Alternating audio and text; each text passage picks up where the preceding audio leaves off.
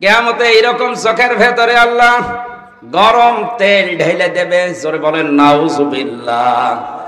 কোন বাড়িতে প্রবেশ করতে হলে সালাম দেওয়া লাগবে, অনুমতি নেওয়া লাগবে। এ নির্দেশ কার? আল্লাহ এই নির্দেশটা কেন দিয়েছিলেন ব্যাখ্যাও আছে, অথচ আজ এইটা আমাদের সামাজিক জীবনে নেই। আন্দাজে যার তার বাড়িতে ঢুকে পড়ে। এটা যে কত কঠিন গুনাহ। সালাম দেওয়া লাগবে, অনুমতি নেওয়া লাগবে। ভেতর থেকে যদি আওয়াজ 3 বার দেওয়ার পরে না আসে, আপনি চলে যাবেন। এখন যদি মনে করেন আমি এত দূর থেকে শওকতের বাড়ি আসলাম আর উনি আমার জবাবও দিল না, উত্তরও দিল না, আপনি হয়তো 2 কিলো দূর থেকে হেঁটে যানবাহনে শওকত শিকদারের বাড়ি আসলেন, সালাম দিলেন, উনি বলছে ভাই আমি এখন ঝামেলায় আছে, আপনি চলে যান। এখন যদি বলেন না আপনার ভোট দিইনি, আপনি নাই ভোট দিয়েছেন একটা, আর ও যে কোন ঝামেলায় আছে আপনি জানেন। আর স্ত্রীর ঝামেলা থাকতে পারে, মা বাবার ঝামেলা থাকতে পারে, সম্পদের ঝামেলা থাকতে পারে।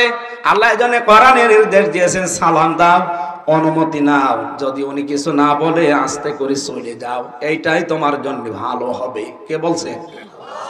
এই আদেশটা পারিবারিক জীবনে আমাদের মেনে নেওয়া যাবে না। এমনকি নিজের মায়ের ঘরে হলেও সালাম দেওয়া অনুমতি ছাড়া প্রবেশ করা যাবে না। নবীজি বলেন তোমার মা কি অবস্থায় আছে তুমি তো জানো না, আন্দাজে ঢোকবা না। আমরা মা না ভাবির ঘরে পর্যন্ত ঢুকে পড়ছে। অনেকে ঘরের বাইরে থেকে দরজা দিয়ে ফাঁকা দিয়ে আগে দেখে নেয় কিছু আছে কিনা। যখন দেখেছে হ্যাঁ, তখন বলে ভাবি আসবো। তোর এখন বলার দরকার কি? সব তো দেখাই হয়ে গেছে। কিয়ামতে এইরকম চোখের ভেতরে আল্লাহ গরম তেল ঢেলে দেবে। জোরে বলেন নাউজুবিল্লাহ।